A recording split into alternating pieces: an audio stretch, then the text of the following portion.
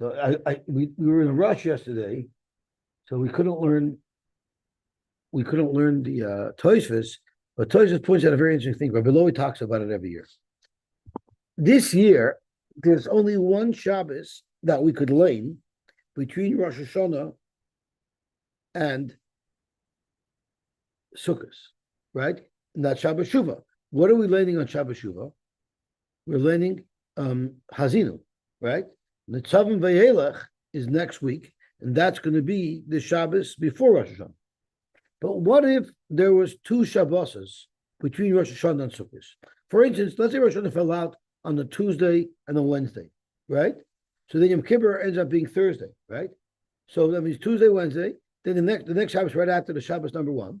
Then Yom Kippur is the following Thursday, and then you have another Shabbos, and then you have Sukkot. Those are the nightmare years because you don't have time to prepare for Sukkot because there's a Shabbos in between, right? And if people are coming from out of town, there's very little time to travel. But that happens sometimes. So what do we normally lane in those 2 weeks? We usually lane Vayelech, Nitzav and Vayelech don't go together, Vayelech, and then Hazinu. But when we do that, it forces us to combine. We're not combining in Nitzav Vayelech. So we have to combine different two parashas. You know which two parashas we combine? Matos and Masei, which are both very long parashas. So Frek Reb Nissim Goyin, why in the world will we do that? It's much easier to separate Matos and Masei, and then we have like a normal size parasha each week, and put Nitzavim and Vayelech together. Zrak Reb Nissim Goyin, the reason for it is Nitzavim has in it klalis. We don't want to let the klala of the last year spill over into the next year. So we want Nitzavim to be laid before Rosh Hashanah and not after. So because of that, we put Matos and Masei together. Then we could lay Nitzavim before Rosh Hashanah and then Vayelech and Hazinu. That's what the Mishnah Goyin says. Based on that, Zok Tosfos, you have a raya that the Nitzavim is also klala. Come to Chayis, the klala of Kisava doesn't stop. Like the Gemara said, like Rabbi Levi said, doesn't stop with the Vav or with the end of the alpha, but it goes further and further because it goes into Nitzavim as well. So Zok Tosfos, our Gemara doesn't seem to jive with Rab Nissim Goyin. So this is the bottom Tosfos at the bottom of Peches Base. So therefore, Tosfos says a different shot. The lahachi anu koyin la'olam atem nitzavim l'fnei Rosh Hashanah. You know why we always learn parashas nitzavim before Rosh Hashanah?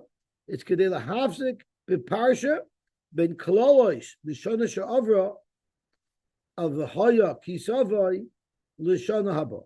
The reason why nitzavim has to be split up from Vayelech because we don't want Kisavai to be the parsha right before Rosh Hashanah. We always want there to be a break between Kisavai and Rosh Hashanah. That also explains why we always lay Bamidbar before Shavuos, because we don't want Bichul Kaisai, which has clothes in it, to be right before Shavuos. So we're exactly at that time of year. So it's a Lublina strike again. Okay, Zok Heilige Gemara Vayter. We are up to the two dots at the top of Peites Amud Aleph. Zok Heilige Gemara. Mokum Shenhagu Lomud Begasa. So the Gemara is going to bring a series of brises that are mentioned in the Siman, Ein Ma'ainin, Ben Goichin, Ba'agardamin, Ubelitra, Shloisha, V'eser, Nefesh, Mishkolois, L'machik Ova, L'sasu Loyas. So let's see what these are referring to. Ton Rabbanan. Sometimes I wonder how the Siman helps you remember the Gemara if the Siman is just as difficult as the Gemara. But sometimes it works. Let's say the norm when you fill up a keli with product that you're selling, the normal minig is to fill it up heaping. Where the Rashbam says sometimes it can add up to a third of the volume of what you're selling. But if you're who is being hurt, the lekach is being hurt. Because that's when you're going to be hurting the moicher, because he's forced to give more for the same price. Talmud Loimer Eifa Shleim. So let's look at the whole pasuk as to what it says. It says, Even Shlema v'tzedek yelach, and Eifa Shlema v'tzedek yelach. Leman yericha yomecha ala adama asher Hashem alekecha noisei lach. So it says Eva Shlema. We know it because it says Eva Shlema. You have to give it exactly the right amount so that no one should get hurt. Okay? Uminayin Shim Amar. What if the opposing party said, Hareini Machaik, Machik b'makam shegochin. So the Machik has lechech. Normally it's a heaping. You know what I'm going to do? I'm going to make it flat. But now you're losing? No problem. I'm not going to charge you $1 for this container. I'm only going to charge you 90 cents, 75 cents for the container. So I'll offset by lowering the cost. Sounds fair. But I'll add it to the price. How do you know you're not supposed to do that?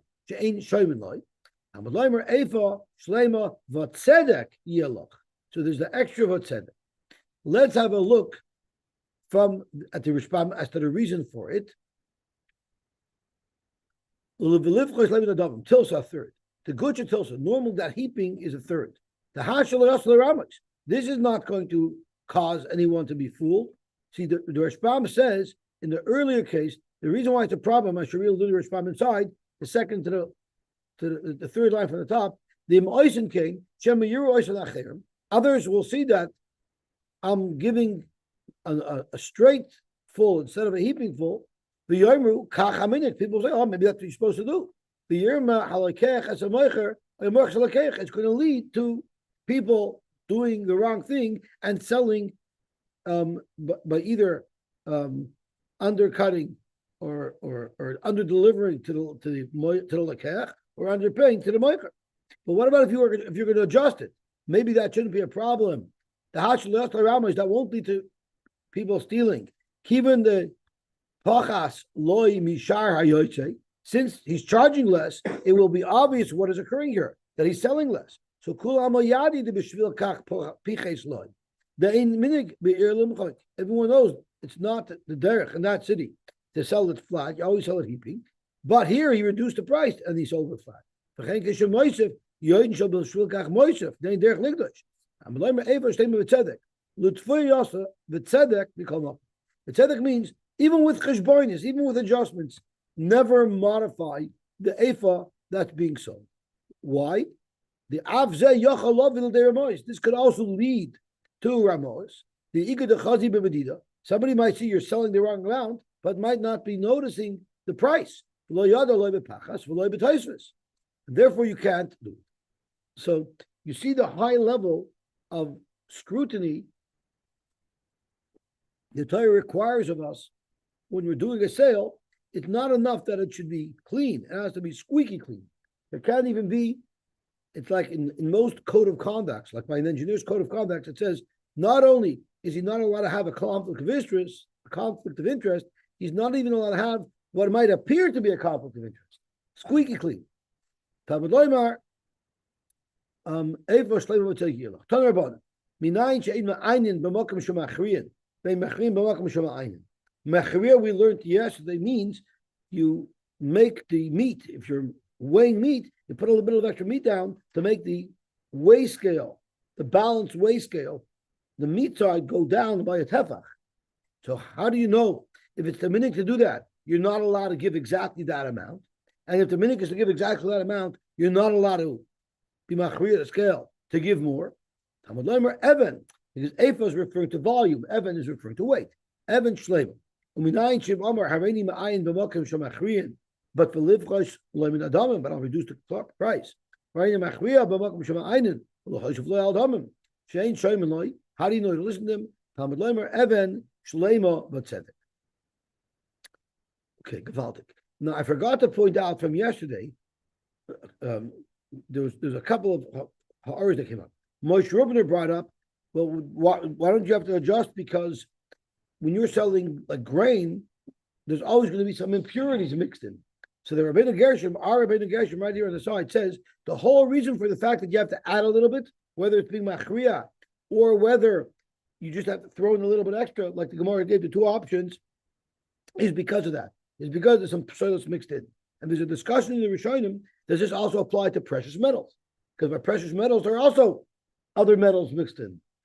Now, the other thing that came out was Olam asked, So nowadays nobody does it. How you talking? So I looked in the Masifta Gemara, so he brings down from one of the Achronim that says, if you hold you have to be Achriya, the scales that are used nowadays, like digital scales to measure, to weigh exactly what you're buying, that's also the law. You have to balance, you have to add more. And therefore, he says in the we don't find that today vendors stick to that. It's a big problem. However, there's a lot of mokim to be melamed chus for a couple of reasons.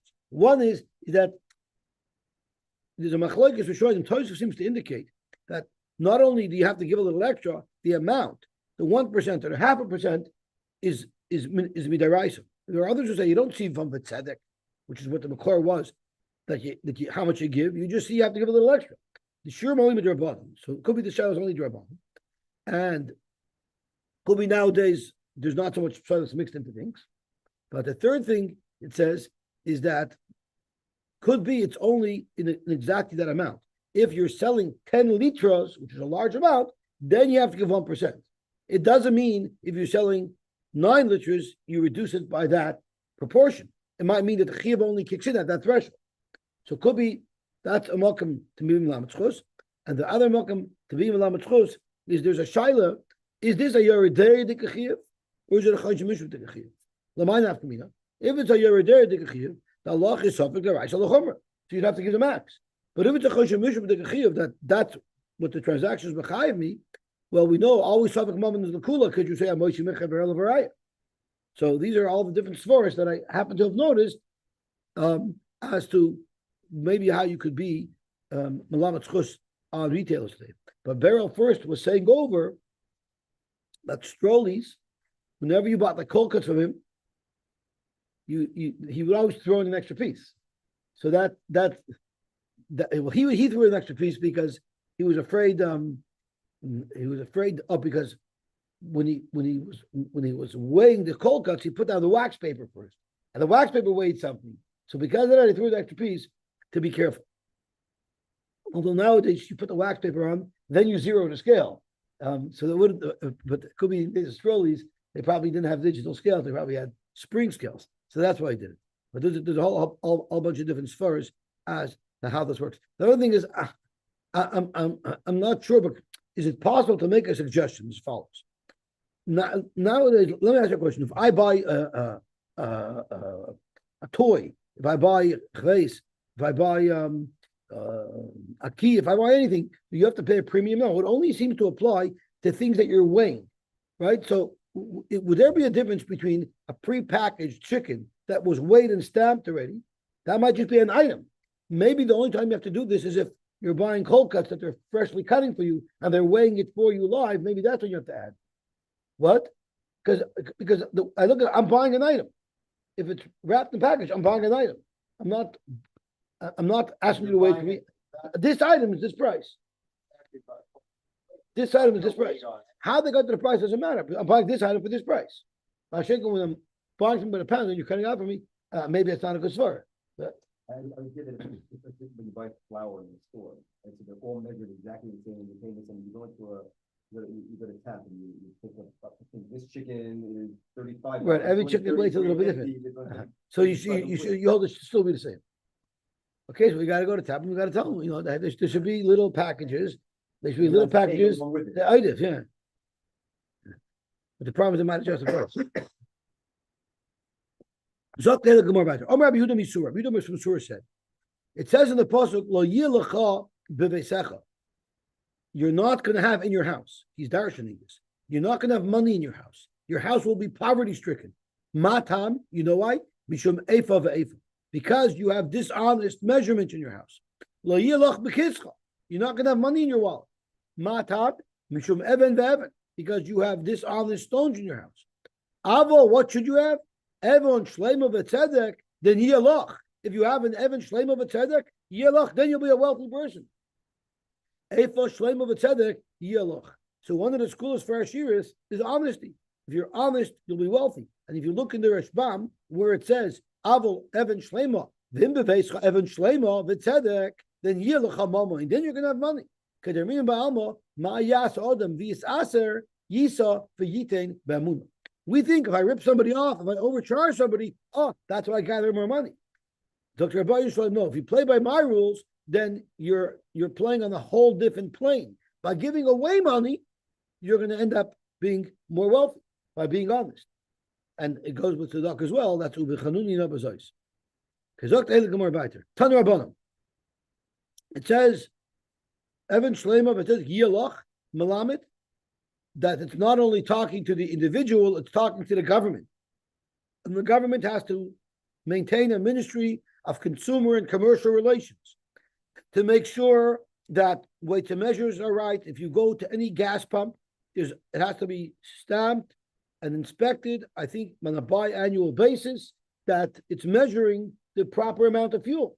There's such a government agency that's in charge of that. The Agardiman will check to make sure everyone's weights and measures are right. But there'll never be someone checking to make sure someone's not overpricing things. If the going rate based on what who's that MP who always tells 680 News when the gas is going up? Dan, whatever his name is. So they don't monitor the price of gas. Everyone could charge what they want, but they monitor to make sure that a leader is a leader. So the ain mamid magardim in l'sharim, but the venesia ukimu agardim in bein l'midos bein l'sharim. Why wouldn't you appoint somebody to make sure people are not overcharging? Zokter Ashbam bein mamid magardim l'sharim ishalo yimkru b'yakar, to stop people from selling for too much. Svarahu dein itzarch, it's why you don't need it. The imzer right to limkru b'yakar. If someone's selling gas for $1.95 a liter, guess what? He's not going to have too many cars lining up by his station. Another gas station who wants to have better sales is going to lower his price. Everyone's going to go by the other guy. So that's going to force the other fellow to lower his price, because otherwise all the customers are going to go to his competitor. So we can use capitalism to control the prices. We don't need government to get involved. Surely not the Democrats to do price fixing, to make things affordable. You don't have collusion, you don't have monopoly. Oh, gewaltig. That's why the Beit Yossi, right? That's why the Beit Yossi had that Agardiman. Check that out. Oh, I forgot to read what Agardiman means. Agardiman is Mamuna Halkos Velanois, moves Hamidos. He had a right to punish people and to sanction people who corrupted the quantities and their measures. I believe Rav was in the Agardiman. The Agardiman position was considered a very fellowship position in the government. Shmuel told Kaina, Puk Tanilu, I want you to go tell the masses that Mamidim Agardim in Lamidois, Mamidim Agardim in Lusharim. What did Kaina do? He went out. Novak Dorshlu Mamidim Agardim in Bein Lamidois Bein Lusharim. Shmuel told him to say A, he said B. I'm sure that Shmuel was less than enamored. Amr Lei Mashimcha. So Shmuel says, what is your name? Of course he knew his name, but he would use it to curse him. Kaina, he said, my name is Kaina. They told him, Tepik like Kaina be'einei. A horn should grow out of your eyes. What happened was, not like Kaina be'einei. The Mepharshim say it wasn't literally a horn, it was a flap of skin that grew in his eye. It wasn't a good thing. Why would Kaina do something like that if Shmuel told him for care? The you command Sabar, Gemara, Kiha, the Amar, Rami Bar Chama, Amar Bitzak, Mamidim Agardim Bein Lamidos, Bein L'Sharim, Mipnei HaRamoyin, which is what Reb Shimon suggested. So Reb Shimon said we have to be concerned about price fixing, but the Rashbam says Mipnei HaRamoyin, Shemamtinin Acha Yimkar, Oisem Moichabazah. He doesn't care if everybody lines up by his competitor, because his competitor only has a certain amount of fuel. Eventually, he's going to sell out of gas, and now people will be forced to come to me and pay the higher price. So that's not right. They sell for a lot of money, but they said, yeah, we're charging $1.89, but not a liter. It's $1.89 a gallon, right? So they lie and they try to justify their high price. Or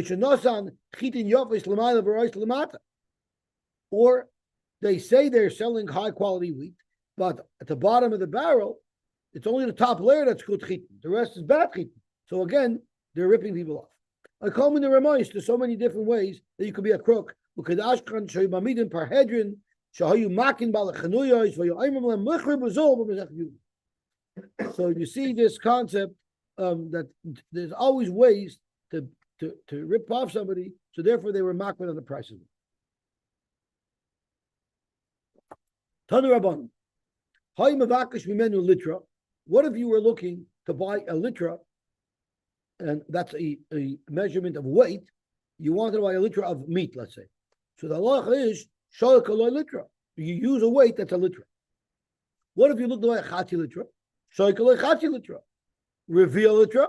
Shalak aloi reveal litra. Like what's the chiddush? That you sell a guy what he's asking for? That's not a chiddush. So the chiddush is the misakninon miskli ad hochi. You're not allowed to sell in any volume you want, in any weight that you want. You're only allowed to sell in these weights that is the derech to sell in. Let's say you wanted to make your own weight that's an eighth of a litra and sell it 1/8 of a litra. We don't let you do that. You're only allowed to do the prescribed weight. Why? Because we're afraid if you have a smaller weight than that, you might maybe try to use it when you're selling a quarter. So if you only have these prescribed weights, then we're controlling much more how things go down. Let's see what the Rashbam says. Mashma kamash malon the misakninon miskali athachi sheskinu midas mishkal atkan. This is the weight you're allowed to sell. Oh, so on the first part of the Rashbam is not what I'm saying. First part I'm saying is that the moichel, let's say the guy asks for a quarter litra, I can't say sorry. Minimum I have is a half. The Lakech can ask for a quarter. We know you always have to throw in a little extra, right? So if I'm going to throw in a little extra, I want you to be buying more. Don't buy such a small amount. I have to throw in a little extra because there's a minimum little extra to throw in. That minimum will be the same amount you're going to be throwing in if he buys a quarter of a liter or a whole liter. So therefore, the moicher can't say I don't want to sell in such an amount. But smaller than the quarter, that's not the derech to ever sell in that amount, so he doesn't have to give a hekra. It's not considered a mekach when you're buying such a small quantity.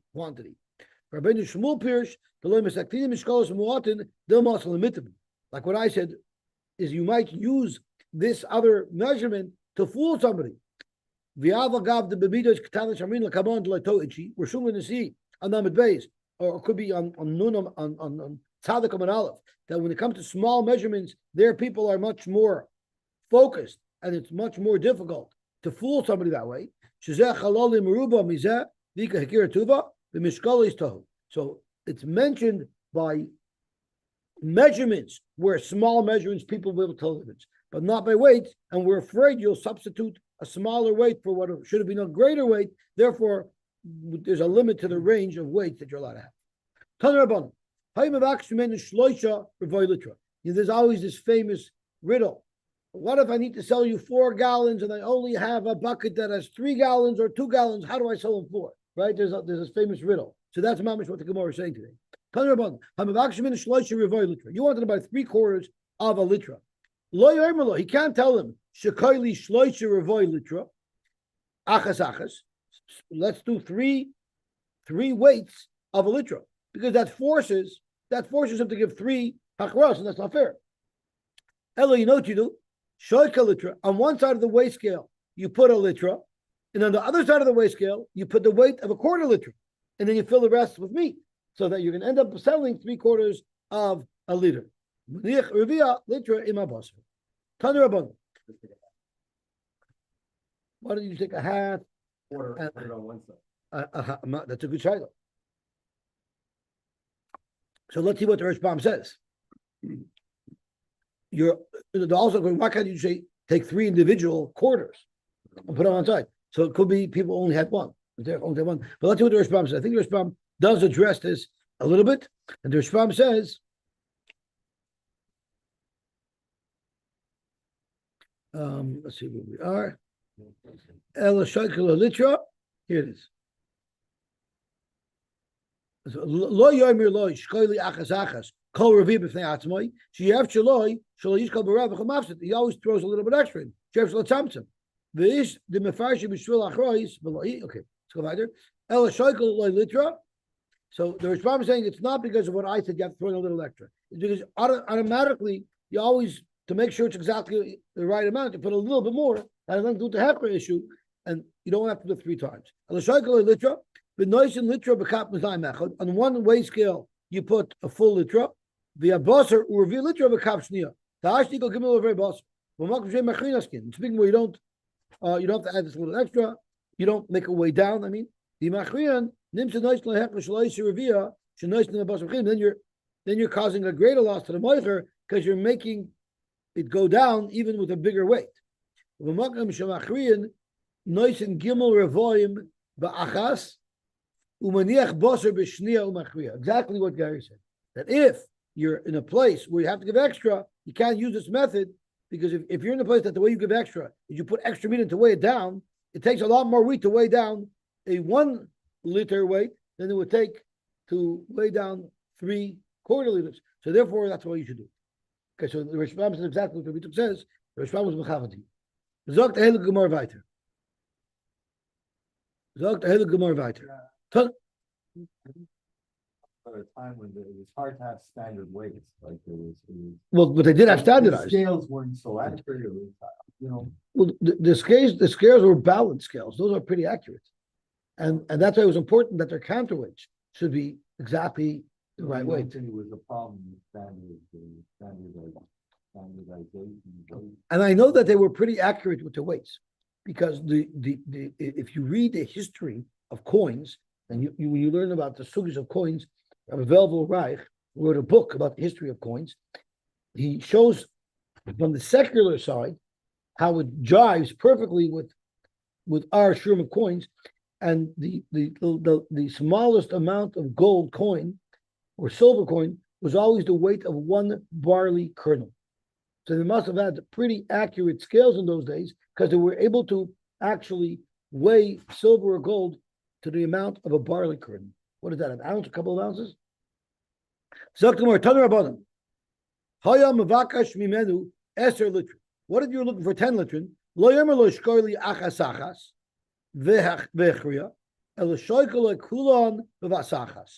You weigh them all together, which would end up costing the moichelas. Nefesh moiznayim. Now, the way a weigh scale, balance scale used to work, it had 4 components. It had the bar, the vertical bar that held everything up. Then it had a horizontal bar that was anchored to the vertical bar exactly in its center to get that balance. Then on either end of the main balancing bar, you had chains. And then below that were the cups, were the receptacles for the stuff. So nefesh meznayim, if you have a meznayim, tuluya ba'aver gimel tvach, the vertical rod that's holding up the horizontal beam that bends up and down, depending on which side is heavier, that has to be such that from the place where it's hung into the ceiling, let's say it's a scale that hangs to the ceiling. If you remember, in the grocery stores and the supermarkets, they have these scales hanging from the ceiling. So they have to hang at least 3 tfachim from the ceiling, because when you're weighing it, one side might be as high as 3 tfachim above the other side. So in order to make sure that the scale could work uninhibited, there should be at least 3 tfachim of height between the ceiling and where this balance bar is. On the other hand, if you have a scale that's sitting on a base on the floor, you have to make sure that this bar that goes up and down will be gavayim and arish tvachim, because we want to allow for the full free movement of the measuring device so that you could measure properly. The kana umasna shalom. Kana is that bar, the horizontal bar that's tethered in the middle, and masna are the ropes on either side of it that hold up the keli that you're measuring. That together should be shneim aser tvachim, should be 12 tvachim, and the Rashbam breaks down, it should be at least 4 tvachim wide, and then each of the ropes should be 4 tvachim. So the total length, when you add all of them, are 12 linear tvachim. That's a nefesh miznayim. I don't know exactly what you measure with the scale. At this point, it's not specified. V'shel tzamor, v'shel zagogen, people who are selling tzemer, wool, or glass, which you're typically dealing with lesser weights, so you don't have to allow so much movement up and down on the scale. The kanun masla is testvachim. Those are measuring even smaller quantities. Only tefach,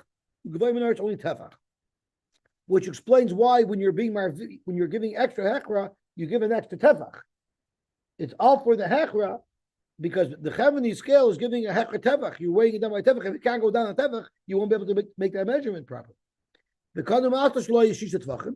The shal tortani is selling even smaller things. The Rashbam says that what a tortani sells is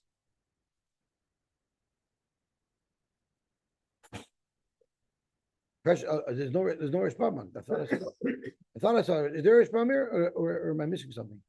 I don't think it says over here. So tortani is precious metals. Tuluya ba'aver shalosh spice. It only needs 3 fingers because that's how much the flex will be when you're adding to it.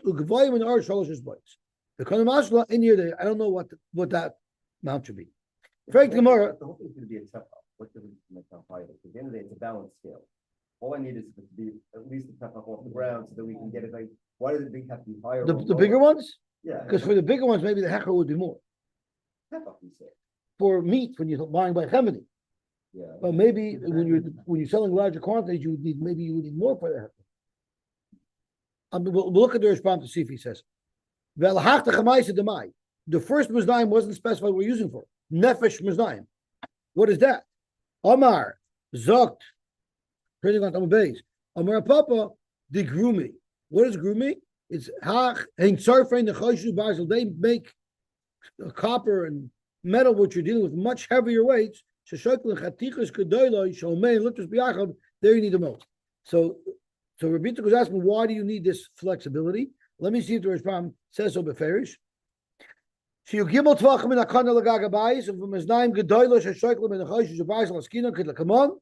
V'vich tzorch hagosh shlosh tvachim in agag shloi tiga begag kishiachriyem. So you're asking, it's going to be balanced anyway. So I'm not sure. It's not because of the hechra. It's so that you should be able to balance the scale better. I'm not sure. Shaliga bekarka b'shas achra. I guess at no point do you want it even to touch the ground. Even when you're loading it up, you don't want it to ever touch the ground. Maybe you'll mess up the fine tuning. You want to make sure it doesn't bang into anything. Could be because of the fine tuning. Okay. And like these scales were pretty accurate instruments, so I guess they have to be adjusted. And I know in Masechet Kelim it even discusses scales that how when you go to the doctor, there's those weights they go back and forth. Depending on how far the weight is from the pivot point, that automatically represents more weight. So they had a 2. It wasn't just on the 2 ends. Sometimes the weight there would be different gauges on the balance bar. You put it closer or further, which would allow you to measure higher or lower weights. That's right. There's a lot of complexity to the scales that they had. Omer of Mani by Patish. Just like Lagabi Isurin, meaning the Osher Lishko. The same way it's forbidden to use a scale if it's not made with the proper specifications. So too in Maseches Kelim, when it discusses the components of the scale, if it's tamei, because if it's a keli or not, if the scale was not built with these proper proportions, it wouldn't even become tamei. It wouldn't have the status of a keli. Tosfos argues, and he says it's still a keli. It means it wouldn't be a yad l'keli, meaning each individual part might still be a keli and would become tamei. But let's say you had a sheretz that touched the chain, would that be matam of the kaf? Would that be matam of the rest of it? Since this scale is not built in the proper proportions, each piece is independent. We don't look at it like a part of a unit.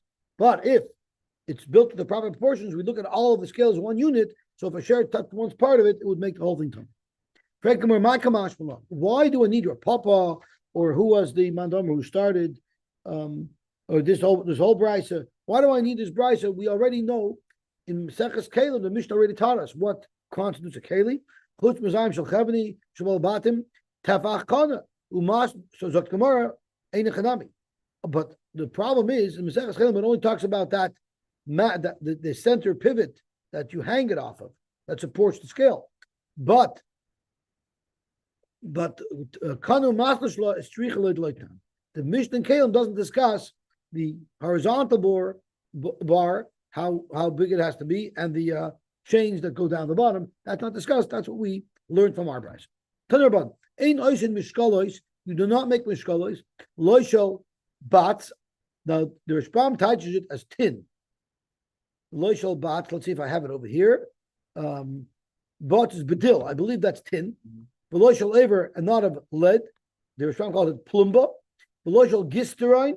Gisterine is medium matchas murvav and different alloys mixed together, not a defined metal. Veloishal Shar mine matchas, and not from other types of metals. Rashi, the Rashbam says, they tend to degrade. So you don't want to use a weight that's going to degrade and then it could change. You're allowed to make it out of tzunma, which is stone, or shchuchas, which is glass. I guess those are considered durable and they won't erode. When they would be, if you didn't want to sell a heaping container, it was just flat, you didn't rub it across with your finger. They used to use like an instrument. It was like a ruler almost that they would run across the top of the cup to wipe off any of the heaping. But when you that keli also required a certain level of precision. So you're not allowed to make it out of dalas, which is some type of plant that's not very strong, because it's too light and it won't properly take away all of the heaping. So you're ending up hurting the moicher. Veloishal matches, and not of metal, because that's heavy and it actually might go too low. If they shumachbit, zayis, you can make it out of olive wood. Vishal egois, and out of the egois shikma, nuts of a sycamore tree. Shalosh baraya, because these are not too heavy, not too flimsy, and they'll get you a proper leveling off of the top. The Rishbam says baraya is baishval. I don't know what that means. Does the article say what that means? Boxwood. Okay. Tanur Rabbanan. Ain't notion. No, you think it's such an insignificant thing. You're just wiping off the top. But even then, even that requires a certain level of precision. You see how mock with the Torah is when it comes to Memkar to be very, very precise. Tanur Rabbanan. Ain't notion is a mechak tzida echadav v'tzida echad kachar. What if you had an instrument, instead of it being flat like a ruler, it was thicker on one end and it was thinner on the other end? You shouldn't do that. Why? Because what might happen is you might use the lighter end, which will be too light, or the other end, which will be too heavy. Let's see what the Rashbam said.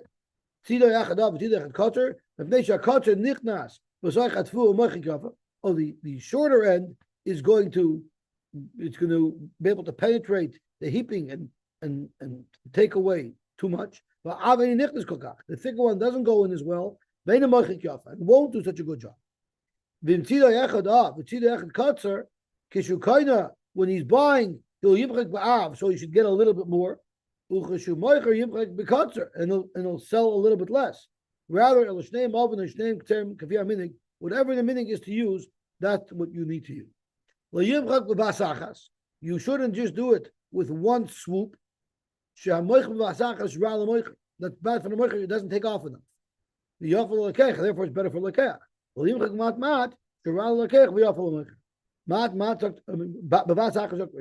The quick sweep, because that won't do a good job. But ma'at means going moichik, roichiv, tevach, levad. You do a little bit, and then you lift it up. You keep on doing it several rounds. That will end up taking off more than necessary. So you're supposed to do it the way the minig is, and not with any variation. Al-Kula. We've just learned so many great ideas as to how you can rip somebody off. The Gemara had to tell us these ideas to tell us what you're not allowed to do. But in the meantime, someone who wouldn't have thought of these ideas say, wow, I got to learn Gemara because I can learn how to rip people off just by learning the Gemara. So Al-Kula, I don't know if I should discuss these things because I might be giving people ideas on how they could be ganavim. But if I don't say it, people might do the wrong thing. I have to pass it for them. Ella Oimer, I'm going to say, maybe the Ramoyin will learn from me. But if I don't speak these out, The Rabbanim are going to think, oh, we could pull the wool over their eyes. They don't even know what's flying. They don't even understand it. So therefore, what are we going to do? So Iboilu. So Lamaisa, Rabbi Yochanan Zakai expressed something if he should say it or not. Amr Aloyam, or Lamaisa, what did he do? Amr Rav Shmuel by Yitzchak, Amra, he said it. He did say it.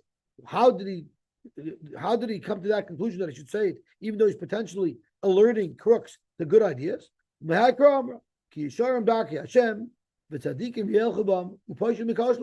ways of Hashem are straight and correct, and that's what we present. Yes, it's possible to bastardize it.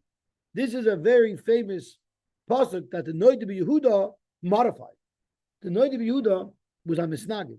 And in his days is when Chassidim started, and Chassidim said that he rotched him zumen, and the Noidi didn't like that. He said you go straight to the Bachar. He didn't like all the Yerotzins and Zumans that we often say, like before the Abrakoises. He didn't like any of that stuff. So what he said was, it's the Chassidim who bastardized the Torah, and they ruined the Torah. And he quotes the pasuk in his shuvas of Ki Yesharim Dark Hashem, v'tzadikim yelchabam, v'chasidim yikashlubam. It's a famous note of Yehuda. He modified this pasuk. Taner Rabbanim, lo yisasu ovel b'mishpat. You're not allowed to do wrong in mishpat. The midah is a volume measurement. Mishkal is a weight. Uva mashura. Mashura is what type of measurement? I think the Gemara is going to explain. The midah zu medidas karka. That's referring to when you're measuring property, you have to measure it perfectly. In other words, what if you're splitting property and you're measuring a certain amount of feet for each side? They used to use a rope, but the rope in the summer is brittle and it doesn't stretch as much. In the Moshe Shom, where it's moist, it will stretch more. So the same rope will be longer in the winter than it is in the summer. Moshe Shom, the Mishkal, you shouldn't. The Moshe Shom period. That's what it means. The midah. The Mishkal is weight. You shouldn't soak your weight in salt. The Rashbam says, because what happens when you do that, Tosfos argues, but the Rashbam says, when you do that, what's going to happen is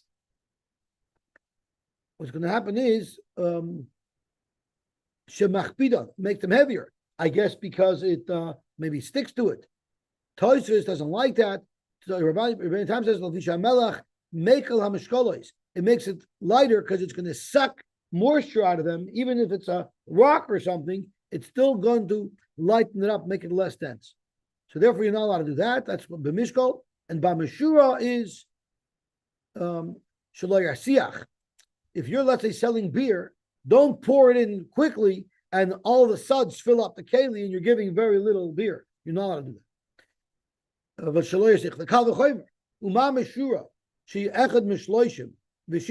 Usually it's going to be 136 that's going to get diminished if you let it suds up. Nevertheless,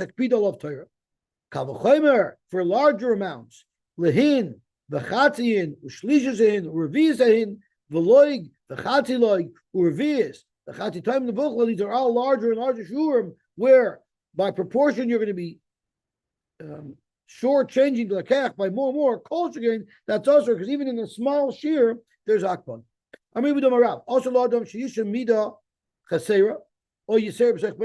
never mind, you're not allowed to use them. You're not even allowed to have them in your home. And we learned even on Amud Aleph in the curse, Evan lo yiyaloch. If you have two avanim, you're going to be poor. It doesn't say if you use them. If you merely have them, you're going to be poor. So it's also to have that in your house. Let's say you had an old measuring cup that was off, and you used it for meraglayim. So you're not going to use this to measure with. It's disgusting. You're not even allowed to keep it. You have to destroy it completely. The only time we say this is only in a place where the government doesn't sign off and stamp each weight, like our gas pumps, right? Our gas pumps have to be recalibrated and tested regularly. If you had such a chasima, then there's no problem. Because if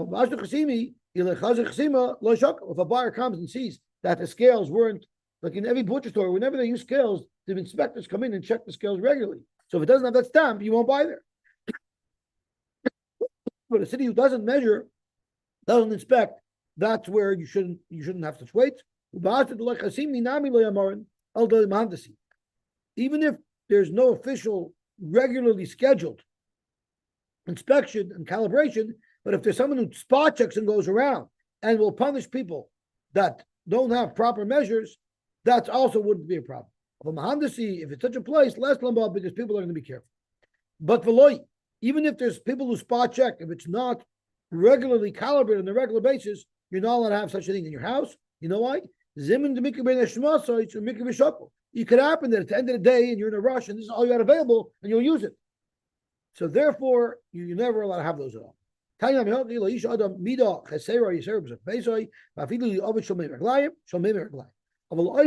Saw, you're allowed to do a saw, a takav, a chatitakav. These are the amounts that you're allowed to have in your house. The kav, the chatzikav, the roiv, the taimen, the chatitaimen, the uchla. The kav, the uchla, how much is the uchla? Echad mechamisha, it's 1/5 of a revia sahin. It's 1/5 of a revia. Uvamidas halach, how much is it? What type of measurements you're allowed to have with moist types of measurements? Who ois a hin, the chatziin, shlishes hin, or revias hin, the loig, the chatzi loig, revias, ushminis, the echad mishmoina b'shminis, an eighth of an eighth, which is 1/64th, vizeu kortov. That is the measurement we call kortov. Okay, so let's stop here, and Bez Hashem we'll be mamshech tomorrow because we're going to get into the Gemara. Ask why can't you have different measures besides these listed ones? Okay, we'll stop here, and Bez Hashem we will be mamshech tomorrow.